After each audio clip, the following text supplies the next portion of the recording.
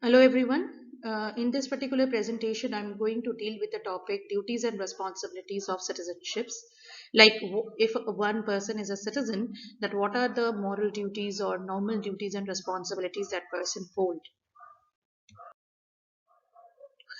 The prerequisites are the Indian Constitution, Article 5 to 11, Citizenship Act 1955, its related amendments, Immigration Expulsion from Assam Act 1950, and Assam Accord 1985. Now, these are the board objectives which the entire presentation covers.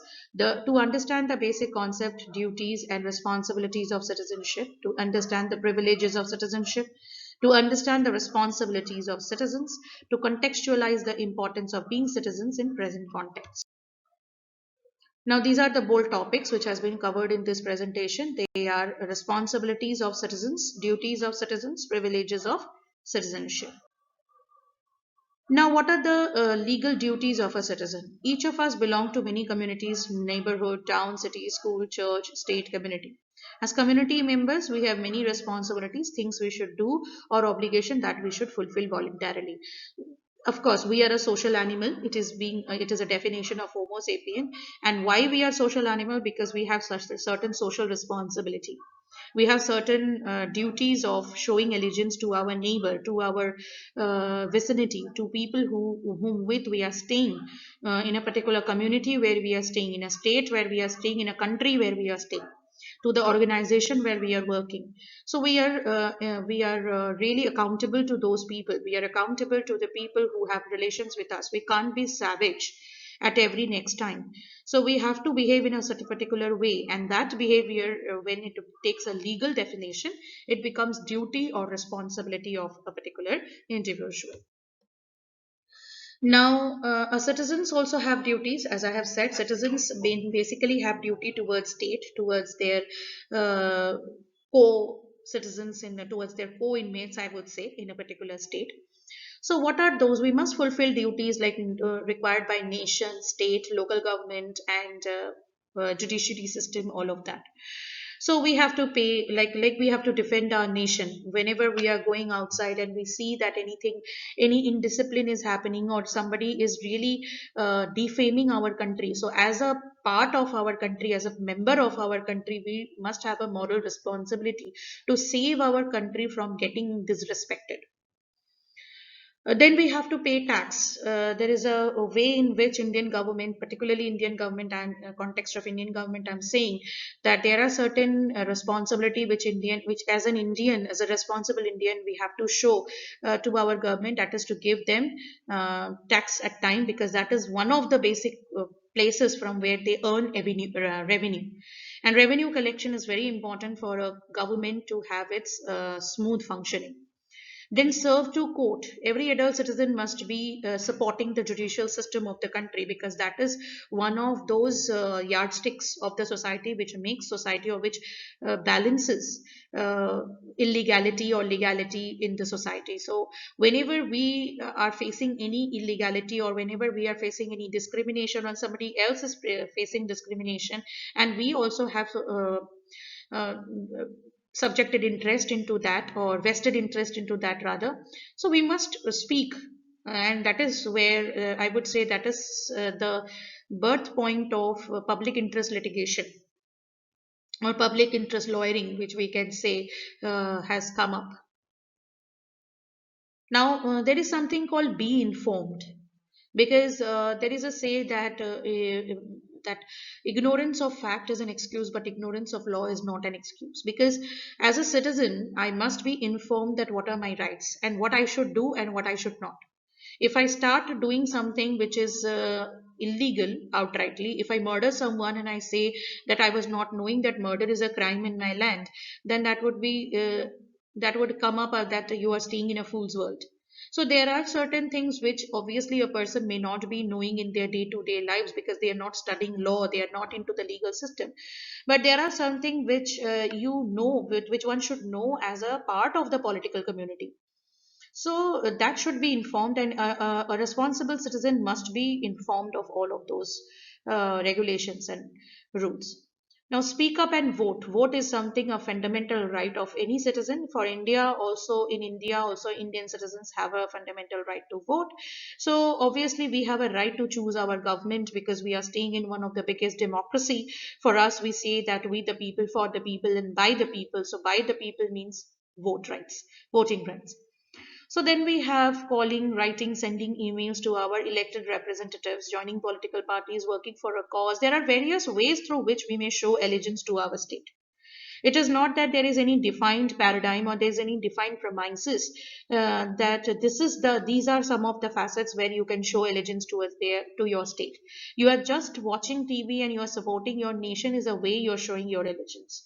You're going outside and you are seeing that someone is speaking or having a bad mouth about India.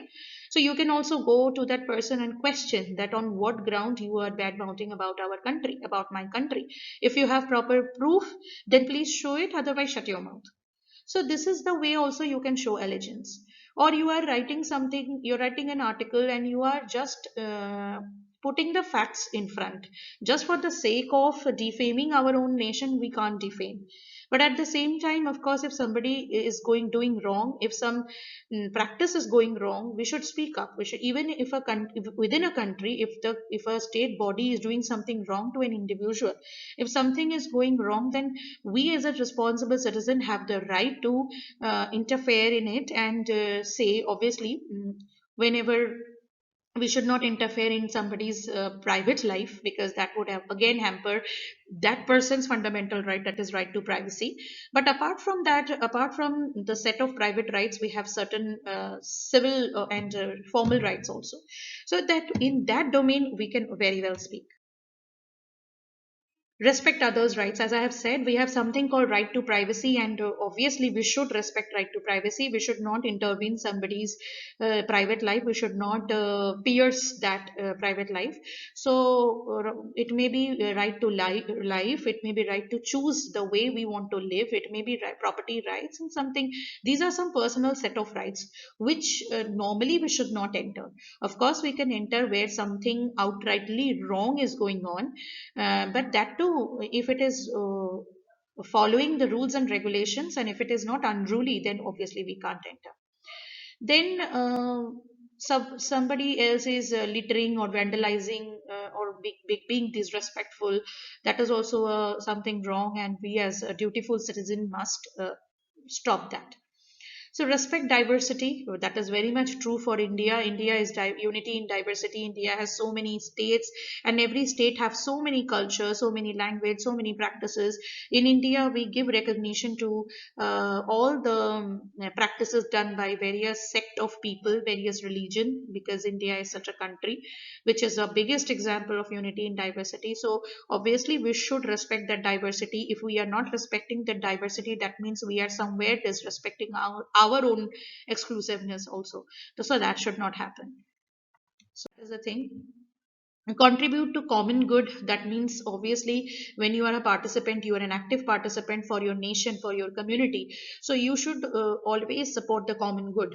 If you say something like suppose presently farmers rights strike is going on in India at a national level. So if you really believe that the points on which farmers are protesting, the grounds on which they are making an effort to stop the government or to make the government, to knock the doors of the government and make them aware of the fact that something wrong is going on, if you support it in and out, you must support it. While you may make a direct support, you should speak about it. But yes, of course, it should be for a common good. It should be the good of the mass. It should not be good for a particular community for gaining certain privileges. That should not be the case. Then government and obviously we should help the government. We should help the government to run their governance in a smooth manner, so that all their day to day practices, day to day governance goes in a particular way. We should obviously support the government, but of course if the government does something which is again like it becomes despotic or it becomes tyrannical in such a manner that it is really getting, it is really sacrificing, or it is compromising, it is forcing its citizens to compromise their own privileges, then in that case, of course, we should stop the government from doing that. Then good citizens of this country are concerned about the welfare, like the health, prosperity, happiness of all the members. That is again one of the biggest responsibility of the country. We should be very, very, we should be very, very concerned about the health, right? Like in the present context, this is very important, and this is very contemporary in the present context. We are surviving in a pandemic situation, so of course we should respect the concept of social distancing. We should always adhere to those guidelines, those protocols which has been provided to us by the nation, by the national government, by the union government and the state government concerned. So that is respecting health rights of not only our own self but of others also. Some people participate in the community by leading some institution. It may be a school, it may be a college, it may be a university, it may be a research institute, whatever it is. But if you have leadership quality in yourself, so you can do that. You can serve the nation by making the subjects of the nation powerful, by teaching them, by making them aware of their rights, by making them aware of the kind of privileges they have. Now, at the end of this particular slides, which gives us a bird eye view of the responsibilities and duties which citizens have, these can be the plausible questions which may come up as practice questions. So, what is meant by responsibilities and duties of citizens? What are the various duties of citizens which we have? What are the various privileges our citizenship offers? And how important is citizenship responsibility, citizenship for an individual? So basically, these are the questions which may come. In Indian context, the duties, the responsibilities are known as fundamental duties, and the privileges are known as fundamental rights. But apart from that, we have other set of rights also, which is given in Indian Constitution. Which is not the fundamental rights, but it is directive principles of state policy. That is also there, but in some other slide we may talk about it in an exhaustive manner. Thank you so much for a patient hearing. Hope to see you in my next presentation. Thank you so much.